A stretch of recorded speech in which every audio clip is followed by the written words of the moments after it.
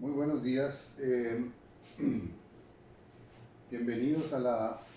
tercera semana cultural Itom Nahuam, que significa nuestras raíces en lengua yaqui. Agradecemos a la Fundación Burques por la invitación para participar con ustedes durante este evento.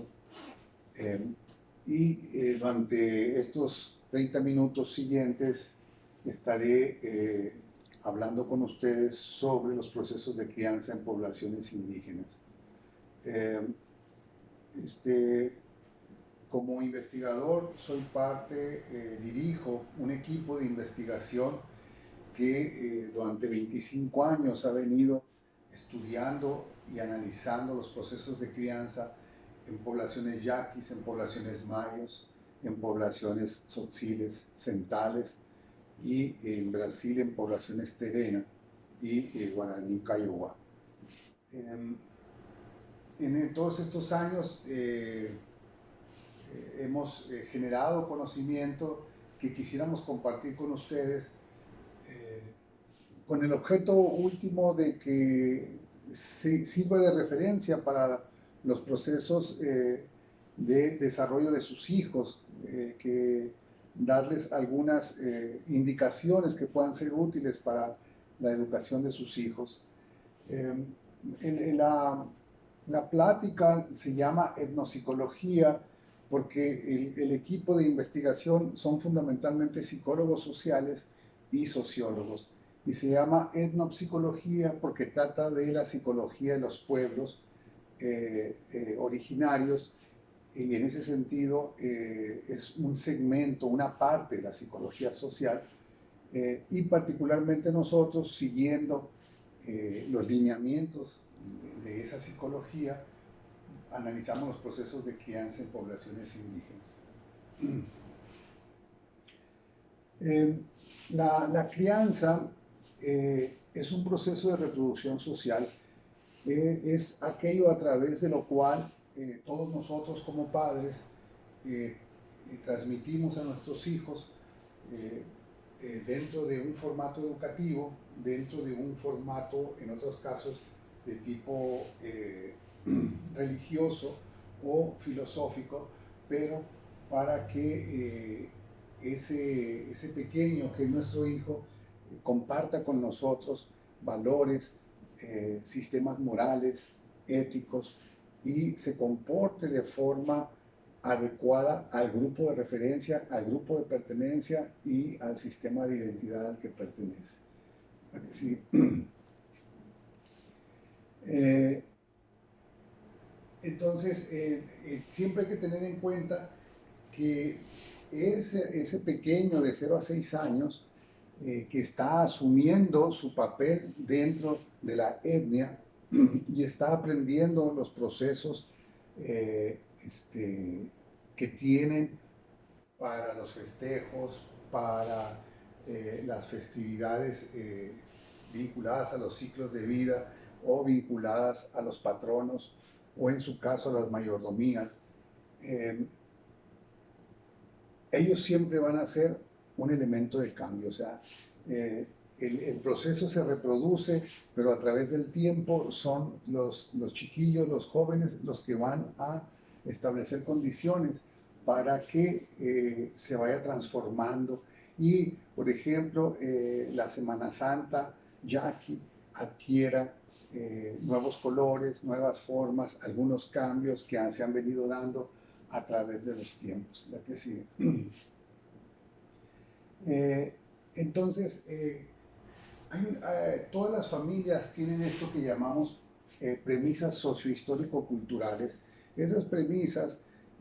son criterios que la familia va a tratar de guardar y de transmitir hacia sus hijos, criterios que tienen que ver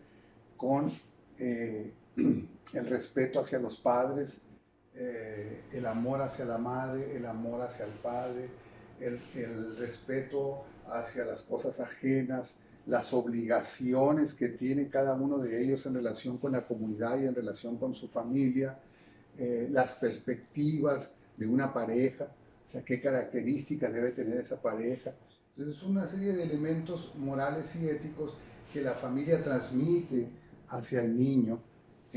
para que él se forme y se sienta parte y se sienta cómodo y feliz dentro de esa comunidad en la que sigue. Eh,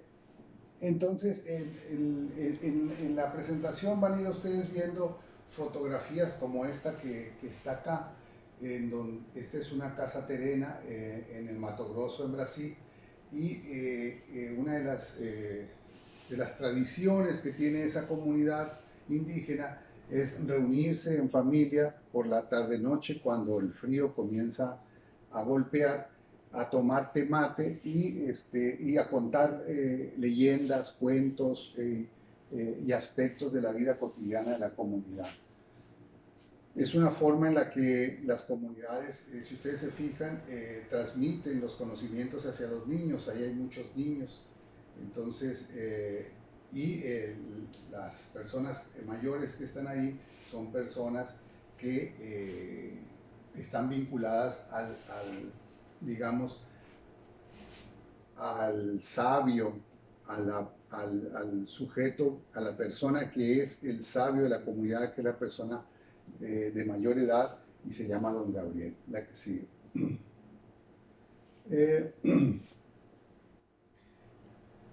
Entonces,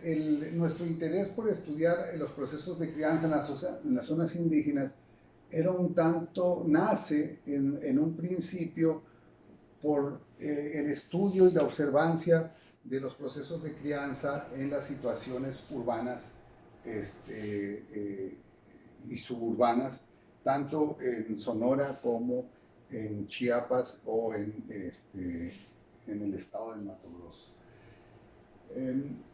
Porque habíamos estado observando algunas diferencias entre lo que sucedía con los procesos de aprendizaje y de desarrollo del niño en la zona indígena y lo que acontecía cuando el niño nacía en una zona urbana. Pero lo más interesante para nosotros fue cuando estudiamos lo que acontecía cuando una familia indígena o rural venía a la ciudad y la forma en que eso generaba serios conflictos en los procesos de desarrollo del niño porque la familia tenía que llevar a cabo un proceso de ajuste a la nueva sociedad, a sus nuevos requerimientos, a sus nuevos estatutos, que era muy diferente a la vida vinculada a la naturaleza. Aquí era una vida vinculada a la técnica y requería, por supuesto, mayores recursos económicos y mayores recursos de tiempo.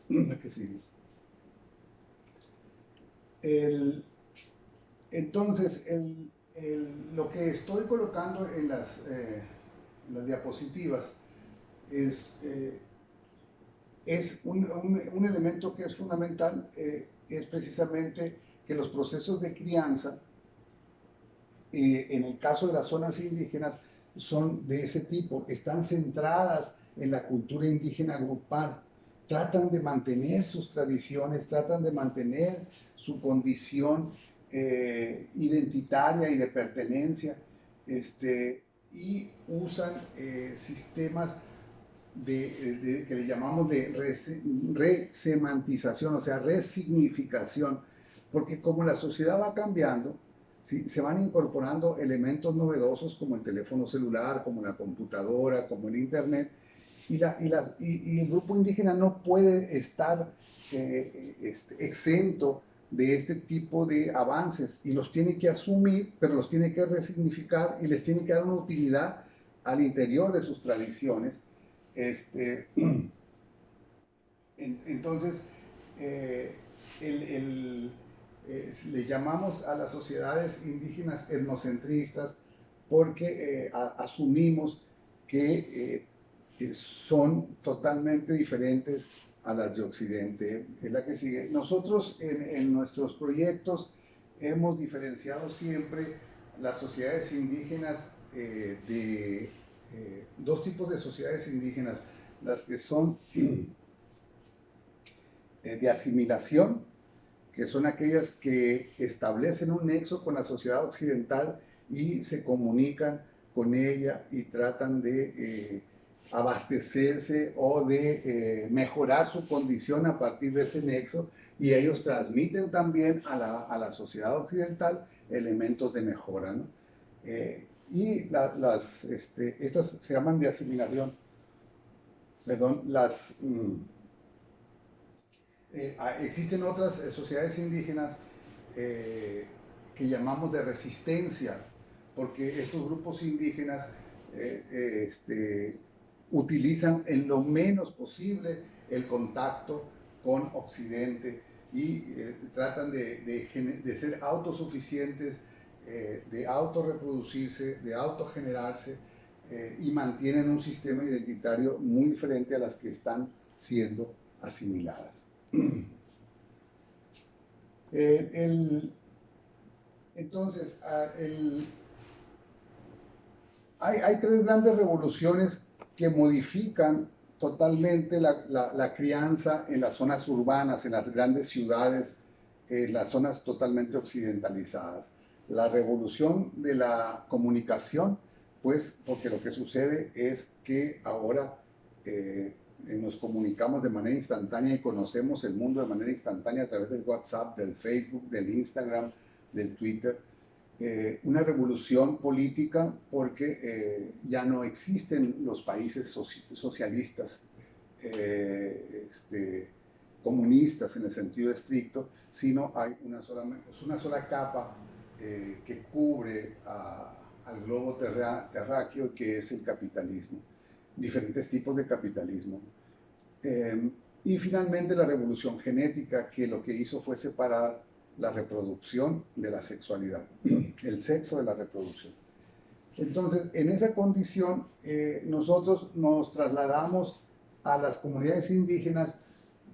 para ver cómo estas comunidades vienen asumiendo estos elementos y si estos elementos han venido transformando y cambiando las formas en las que se educan a los niños y si esas formas corresponden a las formas que encontramos en Occidente. ¿Dónde está Occidente? Pues en la ciudad capital más cercana a la reserva indígena, ¿no?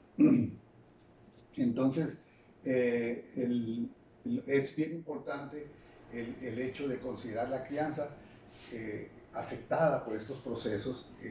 y la gente de la zona urbana lo sabe, lo asume con mayor razón por la manera en que sus hijos se están socializando a través de las redes sociales. ¿La que sigue?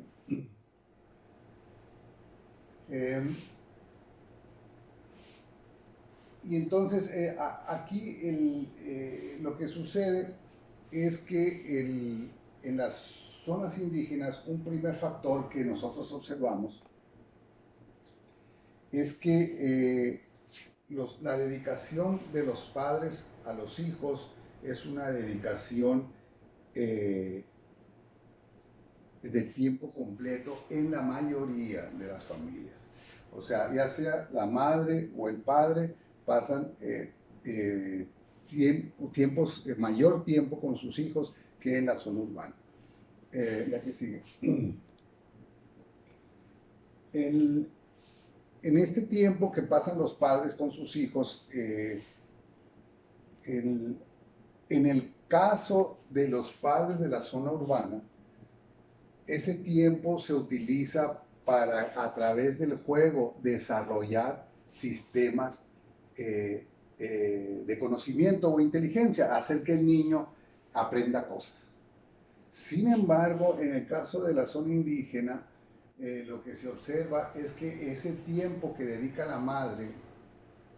al cuidado del niño es un tiempo de observación, en la que la madre está observando la forma en que interactúa su hijo con otro grupo social, con otros niños de su edad, mayores o menores, en el entorno natural, y va tratando, la madre solamente observa de que no entren en ningún riesgo ni en ningún peligro, pero los deja relacionarse, ¿no? Si entre ellos hay algún conflicto, ellos lo resuelven solo, a menos que haya un riesgo o algún peligro, la madre va a intervenir. Mientras tanto, los niños van a desarrollar su propia imaginación y van a resolver su juego en términos de las reglas y principios que ellos mismos estén adoptando para su juego, porque el juego es un elemento fundamental del desarrollo, pero el juego debe de ser un juego flexible, un juego que tiene ciertas reglas que se pueden modificar, cambiar a través del tiempo y va adoptando características en la zona indígena para el desarrollo de la imaginación, de la inteligencia, de la relación social, del entendimiento del otro. ¿Verdad que sí? Entonces, el juego en la zona indígena es muy distinto al juego en la zona urbana y hay que continuar trabajando con ese tipo de juego y dejando a los niños jugar y que ellos coloquen sus reglas y que ellos discutan sus reglas, que ellos resuelvan sus conflictos y ustedes estén observando tal como lo hacen en la zona yaqui, en la zona mayo, en la zona tzotzil, central. Observar al niño, observarlo y dejar que fluya y a menos que se ponga en riesgo, intervenir para resolver. Ese es un elemento que es fundamental y estas observaciones que hacen las madres mientras están observando, están llevando a cabo actividades domésticas o actividades artesanales y a su vez interactuando con alguna otra mamá o con alguna otra persona mientras están observando lo que acontece, lo que sigue. Entonces, en el contexto indígena, lo que hemos encontrado es que el apoyo percibido del padre por parte de la madre es fundamental para el desarrollo psicológico del niño. En la medida en que la madre asume que el padre tiene responsabilidad y compromiso para promover una crianza saludable, en ese sentido hay por parte de la madre un ejercicio de la maternidad que alimenta, que promueve comportamientos cada vez más complejos en los niños. Sin embargo, es muy importante considerar que el apoyo percibido del padre no tiene un estándar.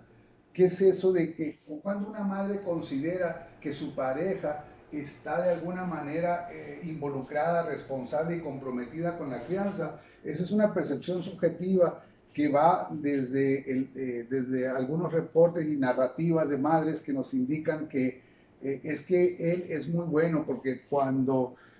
habla muy poco con los niños y cuando le dan su salario, se emborracha y les trae dulces y les trae cosas a los niños y los quiere mucho y eso para ella es el apoyo del padre. Entonces, en cada hogar el apoyo, la percepción del apoyo del padre parecería estar determinada por la forma en que esa persona, esa madre, asumió también en su hogar la percepción del apoyo del padre en su familia inicial. En ese sentido se va conformando una percepción de apoyo que tiene que ver con la historia de la persona, pero también tiene que ver con las condiciones actuales, las necesidades y las expectativas. Y en este punto, la que sigue, es bien importante que, que quede claro que las expectativas que tiene una madre en la zona indígena y la zona rural son muy diferentes a las expectativas que tienen las madres en las zonas urbanas. Cuando preguntamos en las zonas indígenas, usted, ¿qué es lo que quisiera que su hijo fuera cuando creciera, cuando él tuviera la edad, la mayoría de edad? Y la mayoría de las madres nos indican, me encantaría que fuera trabajador, que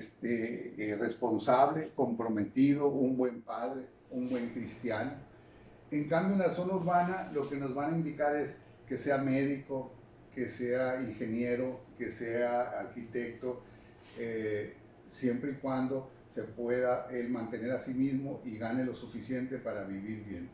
Si se fijan, hay una diferencia fundamental en cuanto a los valores del desarrollo, ¿no? Una madre indígena está buscando fundamentalmente que su hijo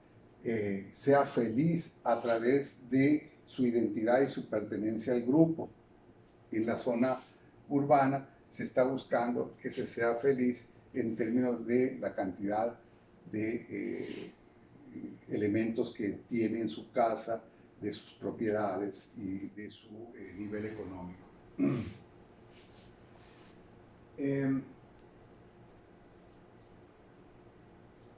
Entonces, las percepciones de apoyo son muy importantes, como dice esta lámina, para la administración de castigo. Si hay una baja percepción de apoyo, las madres tienden a utilizar más el castigo físico e indiscriminado. Le llamamos indiscriminado al castigo físico porque en el grupo, en el mundo indígena se reconoce a un castigo que es de tipo educativo, y ese castigo educativo se aplica la mayoría de las veces en las nalgas, ¿sí? O en la mano, pero no en la espalda, no en el pecho, no en las piernas, sino y además es un castigo, digamos, de baja magnitud. Pero lo que sí se puede ver es que cuando la madre percibe muy poco apoyo por parte del padre, que la mayoría de las veces implica ciertas rupturas afectivo-emocionales entre la pareja, el desarrollo del niño también se ve estancado. Quiero aclarar una cosa que es importante.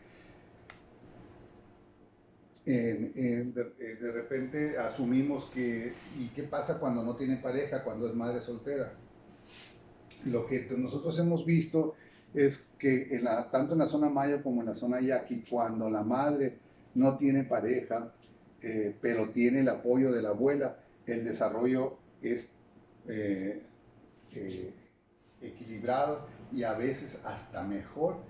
que cuando se tiene una pareja, ¿no? Entonces, no es fácil hablar de cómo sería el desarrollo en la zona indígena de una madre soltera. Si la madre soltera tiene redes de apoyo, el desarrollo de ese niño está garantizado, ¿verdad que sí?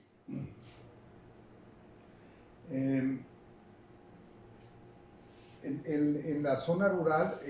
por supuesto, dado que hay más tiempo por parte de la madre se da más tiempo para poder estar observando al niño, porque además esa madre no tiene dentro de sus concepciones, dentro de sus percepciones, la ganancia económica o el prestigio que le podía dar el lucir algunas prendas, el lucir algún conocimiento, el lucir, o sea, la mayoría de ellas se dedica a su familia y trata de mantener el equilibrio y el desarrollo de su propia familia. En ese contexto, la estimulación del niño en el hogar, si bien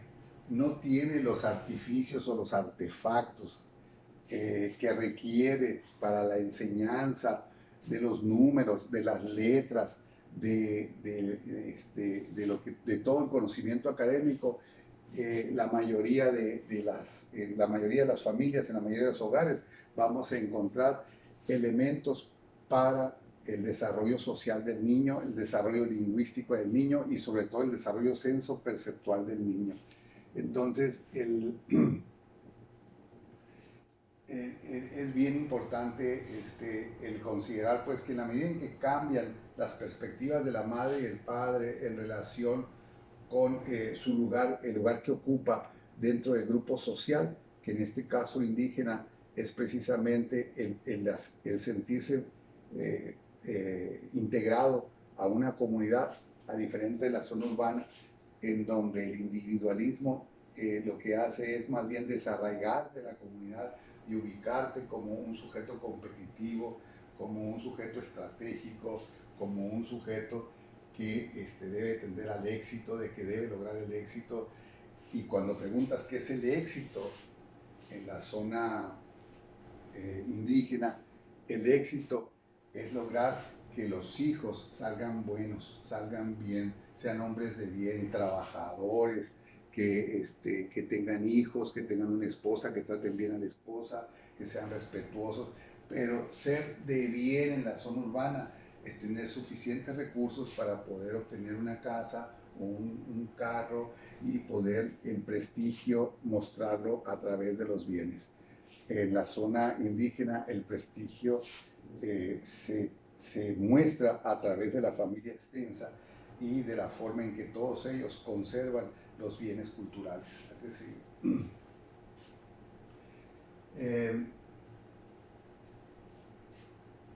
Es muy importante que dejemos ver que el estrés de la crianza se va a manifestar y va a aumentar en la zona urbana comparado con la zona indígena. Siempre hemos obtenido niveles mucho más bajos de estrés de la crianza en la zona indígena. En la zona indígena los niveles de estrés son muy bajos porque la mayoría de los niños no son un estorbo para conseguir dinero, sino al contrario, son un aliciente para el desarrollo de la familia y de la tribu, de la comunidad, de la etnia. Se comparten como parte propia del desarrollo mismo de la comunidad. Entonces, es bien importante que se asuma pues que también es otro elemento cambiante en relación a la práctica. Que es importante que ustedes tomen en cuenta que sus hijos en la zona yaqui son miembros de una comunidad y sentirlos, integrarlos a la comunidad y que se identifiquen con la comunidad. La que sigue.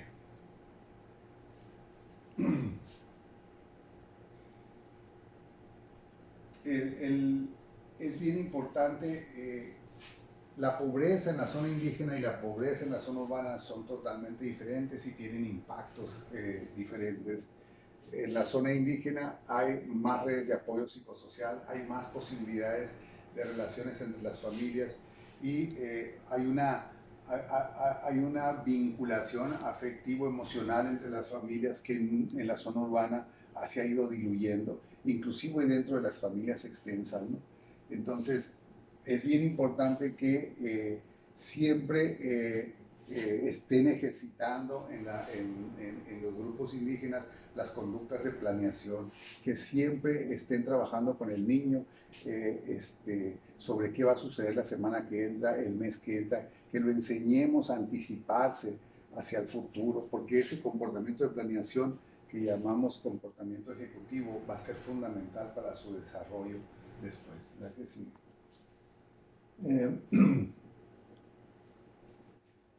Entonces, el contexto rural nos da esas condiciones que son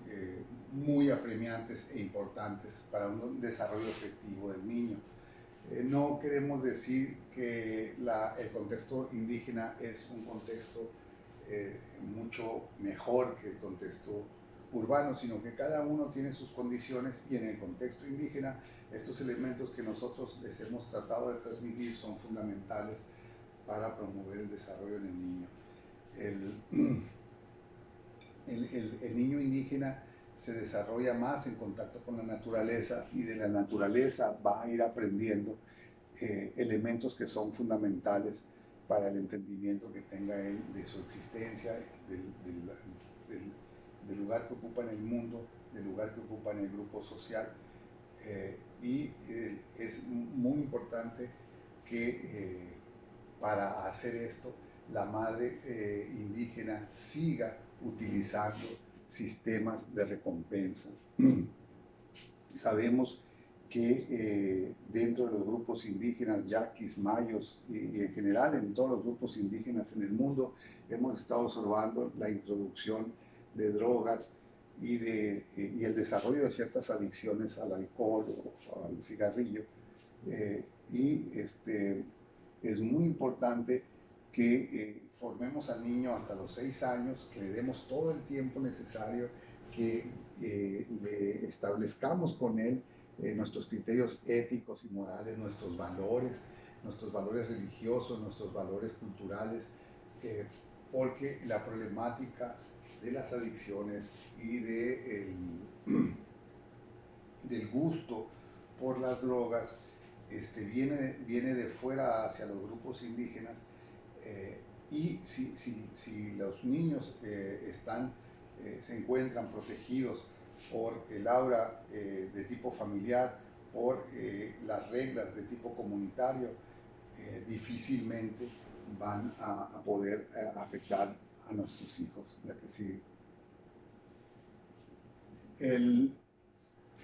Algo que es importante que hemos estado viendo también es que cuando se vayan a diseñar sistemas de guarderías para educar a los niños indígenas, tienen que ser diseñadas, desarrolladas y trabajadas por madres indígenas. No se puede diseñar un sistema de cuidado del niño sin la perspectiva propia de la comunidad. Entonces es muy importante que